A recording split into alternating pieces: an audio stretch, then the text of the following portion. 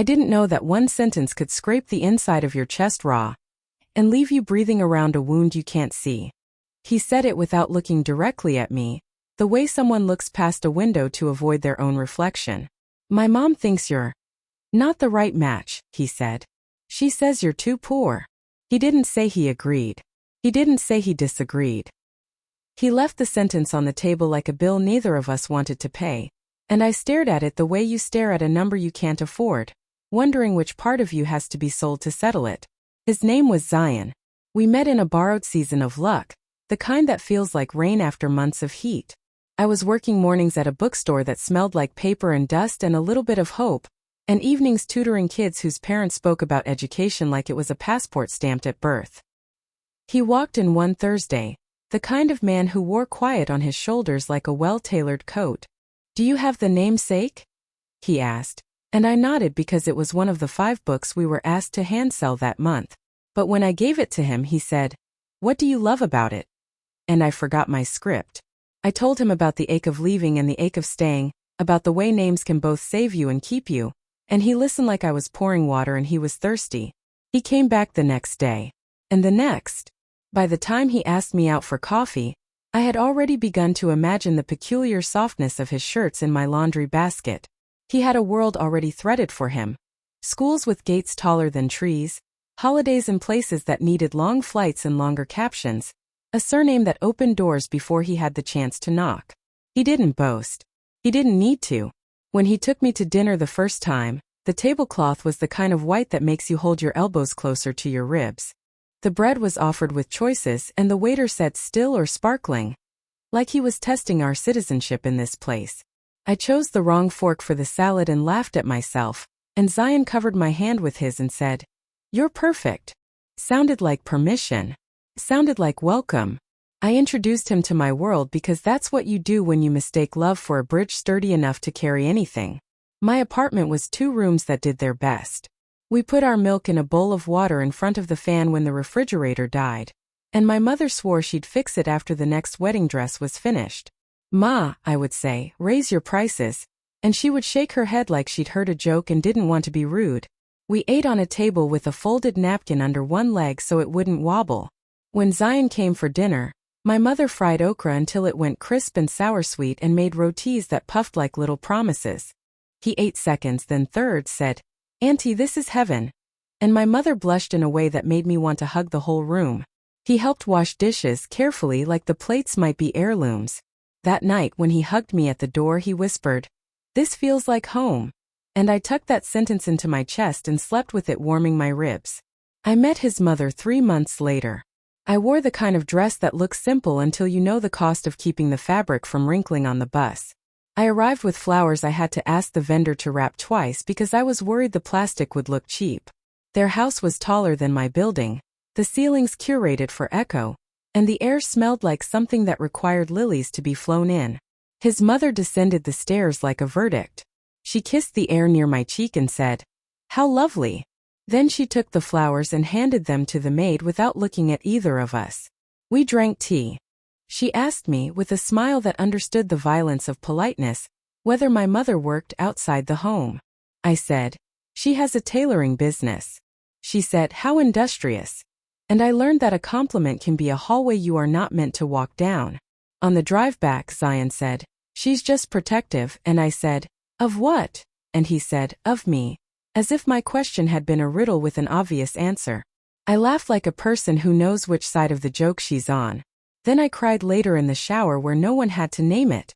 The slow pullback began like a tide you don't notice lowering until the boat is kissing sand.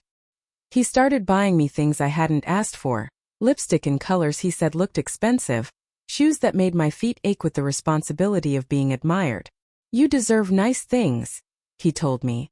And I saw myself reflected in his sunglasses, small and grateful. He stopped posting pictures of us. He stopped coming over when the electricity went out in my neighborhood. "It's just so hot," he said once, apologetic, as if the weather were a moral failing of my address. When I asked to meet his friends, he said, "Another time." And when I insisted, he said, "They can be intense," as if I needed a warning label. I found out about his mother's text by accident. His phone was on the table. lighting up with a message that blinked like a small emergency. He was in the kitchen pouring water, and I didn't mean to read it, except my eyes were hungry from being fed less and less truth. "You're thinking with your heart, not your head," it said. "She seems nice, but marriage is not charity. Find a girl who meets you where you are. Don't drag someone uphill." I put the phone down like it had burned me. He came back and saw my face, saw the phone, followed the line between them. "It's not what it looks like," he said, which made me want to throw the glass and watch the shards do the talking. "What does it look like?" I asked. "It looks like a mother who wants the best for her son," he said softly. "And what do you want?" My voice surprised me. It had iron in it. He opened his mouth and closed it again. "I want you," he said finally, but it sounded like someone discovering that the food they crave is not good for their cholesterol. 2 weeks later, sitting in his car, the air conditioner working hard to erase the world outside, he broke up with me like someone paying a fine. "I can't keep disappointing her," he said. "This is bigger than us." "Nothing should be bigger than the truth," I said. He flinched. "You deserve someone who can give you everything," he added, generous, like he was leaving me a gift on the table. "I can give myself everything that matters," I said, but he had already turned the key, already set the engine humming, already made movement the answer to my last look. Grief is a geography I have learned too well, and yet each time I forget the path in and out. The first week I moved like my body was a borrowed thing I didn't want to stain. I worked. I smiled in ways that didn't reach the bones. At night I lay awake and heard my neighbor downstairs singing old songs, and thought heartbreak must sound different on every floor. My mother made tea that tasted of cardamom and patience. "He wasn't your whole life," she said. "He was a lesson." I wanted to ask why my lessons always came dressed as men who didn't know how to hold what they reached for. Anger arrived when I was washing my only good kurta on a Tuesday and noticed the tear near the seam and realized I had been careful with everything. Clothes, words, hopes, and still something ripped. I put the kurta down and wrote, because sometimes talking feels like begging and writing feels like building. I wrote about class and the soft teeth it uses to bite. I wrote about the way not our type is an old-fashioned way to say less. I wrote about mothers who guard their sons from love, as if kindness lowers property values. I wrote about the math of it, how my hours, my shifts, my bus fares, my packed lunches were weighed against a credit line and a family name. I didn't write his name. I wrote mine. I wrote it until the letters looked like a small army. Hira, my friend from the bookstore, read my pages and said, "Send this somewhere." The way someone points to a door you didn't know led outside. I submitted an essay to a small magazine that paid in copies and courage. They published it. They asked for more. The emails started to arrive. I felt this in my throat. My boyfriend's mother said the same words. I needed to leave. I stayed, and now I don't know how to look at myself. I responded to each one like I was knitting something back together, and my own hands got steadier. I took on more tutoring students because money is not romantic and bills do not accept tears as currency. One of my students, a 12-year-old named Samir with a stubborn fringe and a good heart, asked me why decimals mattered, and I said, "Because someone will tell you one day you're not enough, and I want you to know exactly how much you are." He blinked and wrote down the answer, and I thought, this is also love, giving someone tools when the world only wants to hand them labels. 6 months after the car, the magazine asked me to speak on a panel about women and work and the shape of dignity under pressure.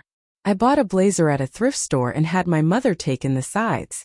I stood at a podium and told a room full of strangers about the sentence that had sliced me open, about the way I had bled and bled again, and how mending is not a one-time miracle but a daily task. When I finished, a woman my mother's age came up to me with tears balanced carefully in her eyes. "My son," she began and stopped. I waited. "I told him to choose a girl with means," she said. "I thought I was protecting him from struggle." She looked at me. I did not realize I was teaching him to fear love. I said nothing because sometimes the best thing you can give someone is the room to hear themselves. That night, Hira and I ate street corn on the curb and laughed until the vendor laughed with us. The city had never looked more like mine. My phone lay face down on the bench beside me, and when it buzzed, I ignored it until the second buzz, and then the third made a rhythm I knew from another life. I turned it over. A message from Zion. "Saw your talk. Proud of you. I read it 3 times because I wanted to make sure pride from him wasn't the phantom pain of an amputated need. Are you going to reply? Kira asked. What would I even say? I asked back. That pride has to be earned on the right side of history, she said, and we both cackled like we had stolen something we finally felt entitled to. I answered in the morning, after the sunlight made decisions for me. I'm proud of me too, I wrote. Take care. He typed then didn't. The floating dots disappeared. He didn't write again for a long time. The agency that handled the magazine's events offered me part-time work. You have a voice, the director said. Help us make space for others. I took the job and learned about budgets and grant proposals and the way a room's temperature can change when you put the right chairs in a circle. I started a workshop on Saturday mornings for girls who wrote in the margins of their notebooks because their parents thought art should only be framed if it matches the sofa. We sat in a library that felt like a good secret, and we wrote about firsts and last times and the weirdness of being expected to be both small and grateful. My mother baked samosas on the days she could and sent them in a tin that used to hold sewing needles. The girls licked their fingers and read out loud and did not apologize for the lines that shook. I saw Zion again at a fundraiser for the agency. He arrived late, the kind of late that requires apologies from waiters. He looked older by a fraction, like a photograph exposed to too much weather. He waited until the speeches were done and the room turned into a social experiment, everyone pretending to be hungrier for conversation than the groceries waiting at home. He approached me cautiously like I might bite. You look good, he said, which is what people say when they have lost the right to say more. You too, I said, because I am not unkind. He gave a careful laugh. I didn't know you worked with them, he said. I didn't know you knew how to look, I replied. And he winced and then smiled because he had always liked the way I could make pain sound like punctuation. Can we talk? He asked. Over coffee? About what? I asked, genuinely curious about the shape of a conversation he imagined we deserved. About us. He swallowed. About how I listened to my mother instead of my heart. Your heart was very quiet, I said. Please, he said softly. Let me make it right. There's nothing to make right, I said. There's only what you rebuild, and what you leave alone. He looked down, then up, the way a boy does when he thinks he can earn back a toy he broke by crying properly. I'm sorry, he said. I know, I said, and that was all the absolution I had. He left, eventually, the way men do when they realize the story they wanted to re-enter has continued without them. His mother found me before he did the next time. I was at the market with my mother, bargaining for mangoes like the price of sweetness could be negotiated if you knew the right numbers. A black car slid to the curb, and the door opened with the sound of money being polite. She stepped out, perfectly ironed, grief-proof. Alina, she said, tasting my name for the first time like it might come back bitter. Do you have a minute? My mother stiffened beside me, a small lion. I touched her arm. We can talk here, I said. She glanced around, distasteful, wearing a perfume that couldn't mask itself. I wanted to say, I was wrong. The sentence sounded like a language she had learned late. I thought hardship was contagious. I thought wealth was protection. I told my son to choose comfort. And he did, I said. There was no cruelty in it. Just fact. He is not happy, she said.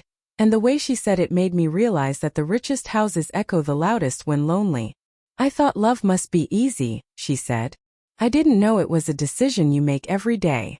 She paused, studying my face the way someone reads instructions on machinery they are afraid to break. You did not deserve my contempt. I looked at my mother, who was pretending to be interested in the coriander leaves but whose ears strained toward every syllable. I thought of all the girls like me who had cried in rooms that smelled like someone else's money. You didn't have contempt, I said. You had fear. She blinked. Fear. Fear that your son would have to learn how to hold something fragile without breaking it, I said. Fear that your world would have to bend for joy to fit. She stood very still. I can't fix the past, she said. I don't expect you to, I answered. She nodded once, and I wondered if she would go home and tell her friends she had spoken to a girl at a market and learned a new definition of grace. Work filled my days. Writing filled the parts that work couldn't soothe. I published a small book, essays braided with the story of standing outside doors and learning how to build my own. The launch was in the bookstore where I had met him, and the owner cried quietly in the travel section, while I signed copies for teenagers who asked me how to survive a world that mistakes money for meaning. Find what you won't trade, I told them. Hold it even when your hands are tired. Rest. Then hold again. A journalist wrote a profile that used the word resilience too many times, but my mother cut it out and taped it to the fridge and pointed at it whenever bills made her sigh. That's my daughter, she would say to no one, to the rice cooker, to the window, to the memory of my father. My brother stopped asking if we could afford the new football boots and started asking if he could help with the workshop, and I said yes because family is also a project. Then came a call about a teaching fellowship in another city, the kind of call that tastes like freedom and fear at once. It was 6 months decent pay, an apartment thrown in with a view of a river that had learned how to look still while moving constantly. Go, my mother said. Come back if you want. Don't if you don't. She had always known how to make love sound like options. I packed, cried, left, cried again, arrived, and found that I could love a new street without betraying the old one. On my 3rd week there, after a class where I watched a shy student read a poem like she was letting herself be seen for the first time, I got an email that made my hands shake over my keyboard. I'm coming to your city for work, it read. Could we meet for coffee? No pressure. He had always known how to pad the sharp edges of what he wanted with politeness. I closed my laptop, walked to the river, listened to the water pretending to be quiet. I thought about the versions of me that would say yes for closure, for curiosity, for the performance of being over it. Then I thought about the version of me that had learned the dull thrill of choosing peace without a witness. I wrote back the next morning. I hope your trip goes well, I typed. I won't be able to meet. He replied immediately. Understood, he wrote. I wish you happiness. I put my phone down and felt something like relief, like the moment a tight dress is unzipped after hours of pretending it fit. Halfway through the fellowship I got sick. Nothing dramatic. A fever that climbed and refused to remember how to climb down. The girls from my class showed up with soup and loud stories, and the kind of concern that makes you both grateful and embarrassed. One of them, a fierce kid named Zuha, found the medicine in my fridge that had expired and scolded me for 10 minutes in a cadence that sounded like love. My mother called and said she could come, and I said, I'm okay. And for the first time in my life it felt both true and also like an offering she could accept without worry. When I returned home at the end of the 6 months, the city felt like it had forgiven me for leaving. Kira had found a bigger apartment for us to share for a while, with a balcony that could hold 2 chairs and a conversation. My mother had moved her tailoring business to a tiny shop down the lane with a glass door that made her feel like she owned a future. Customers like seeing themselves, she said, tapping the glass, and I thought about mirrors and truths. We painted the back wall blue because it made the fabrics look like they had learned how to sing. One evening, just as the sky went the color of a ripe plum, a bouquet arrived at the shop.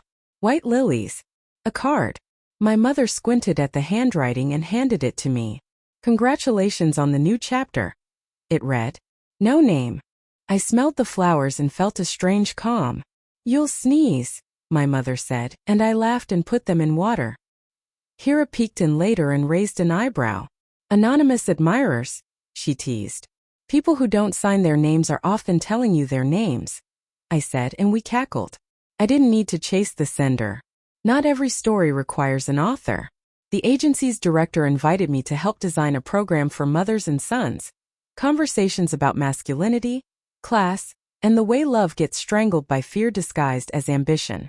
I sat in rooms with women who had learned to measure worth in wedding halls and men who had learned to flex at the gym and be weak at home.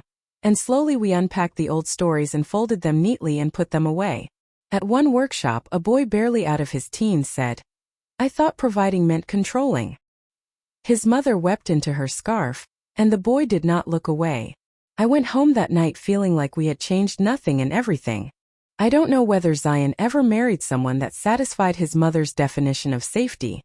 I heard things, cousins talk, cities are villages if you listen hard enough.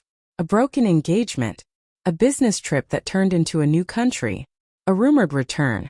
Once I saw him across the street, both of us waiting at opposite corners for the light to change. He stared at the cars. I stared at the trees.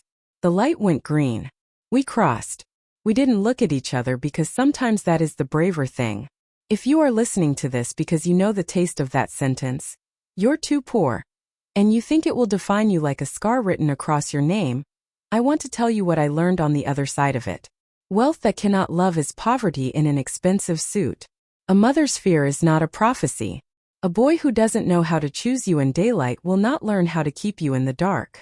Your value is not a number put in a bank long before you were born. It is what you do when the door you were promised closes and you realize you have hands capable of building doors of your own. Sometimes, late at night, when the city is finally done pretending it isn't tired, I sit on my balcony and count the lights in the building opposite and imagine the stories behind each flicker. Somewhere, a girl is hiding her tears in the bathroom so her siblings won't worry. Somewhere, a boy is saving a message he won't send because pride is a sandcastle and the tide is coming in. Somewhere, a mother is Googling scholarships because her son asked her if money makes good people. Somewhere I am younger and I am learning how to leave a car while the engine is still running, how to breathe after someone declares my worthiness above my head like a sign, I am not tall enough to read. And then I remind myself of the facts that keep me steady. I paid my rent this month with money I earned by telling the truth. The girls in my Saturday workshop published a zine and sold out in a day. My mother's shop has a waiting list. The rice is soaking, the coriander is chopped, dinner will be good. My heart is not a petition. It does not need signatures to be valid. It is a place with a door I keep open for those who know how to enter. Shoes off, hands gentle, eyes bright. One day in winter, a message appeared on my phone from a number I didn't recognize until my body did. I'm engaged, it read simply. I wish you joy. I stared at the words and felt nothing shaped like anger, nothing shaped like regret, just a small blossom of hope that someone somewhere would teach him the difference between comfort and courage. I replied, congratulations. May you always choose each other. He sent a heart. I put the phone down. The kettle whistled. Kira yelled from the kitchen. Your tea is boiling like it's scoring 90 in physics. And I laughed because I had run out of metaphors and she was kind enough to lend me hers. If I could go back to the girl in the bookstore, to the version of me that heard still or sparkling, and thought there was a correct answer that would make me worthier, I would tuck her hair behind her ear and tell her two things. First, you belong anywhere you can keep your integrity intact. Second, you will not always be asked to prove you are not a burden. Some people will see that you are a blessing and act accordingly. Until then, bless yourself. There is a kind of power in that which cannot be taxed. I am not anointed by money or protected by a surname that opens lift doors and hearts alike. I am made of minutes spent doing what I said I would do. I am the daughter of a woman who can make a seam disappear with a needle and a prayer. I am the sister of a boy who believes decimals matter because I told him so. I am the friend of a girl who will drag me to an open mic because she thinks my voice is a public utility. I am the teacher of a child who will scold me for expired medicine because she is practicing for the day. She tells a boardroom their policies are broken. He broke up with me because his mom said I'm too poor. What a small sentence for such a big door it tried to close. I walked around it. I found a window. I learned how to build a house where the doors are wide and the windows are stubborn about letting in light. If you knock and you know how to sit at a table without checking the price of what's on the plates, if you know how to pass the bread without counting slices, if you know how to call someone rich because their laughter fills the room and not because their car does, then come in. Take off your shoes. Eat. Stay until the lights in the building across the street go out, and the city exhales, and we are left with the quiet that follows a story told all the way to the end, the kind that lets you sleep without dreaming you are worthless. I will not tell you that it doesn't still hurt sometimes, that the word poor doesn't curl up in my throat like a bruise when an invitation comes without a +1 and I remember a different kind of evening. But the hurt is a signpost, not a destination. I turn where it tells me to, away from rooms that measure me on scales I didn't agree to stand on, toward work that pays in more than applause, toward hands that have learned how to hold mine without counting, toward mornings where tea tastes like possibility and the mirror is just a mirror, not a courtroom. This is the whole of it. I was told I was too poor to be loved by a boy whose mother thought wealth was a personality. I grieved. I raged. I wrote. I taught. I fed my people. I learned how to want more without wanting what would hollow me out. And then I kept moving, not up or down or toward or away from their mountain, but across a map I drew myself, full of small blessed places, Bookstores, classrooms, kitchens, market stalls, balconies, where I could put down my bag and say without apology, I live here.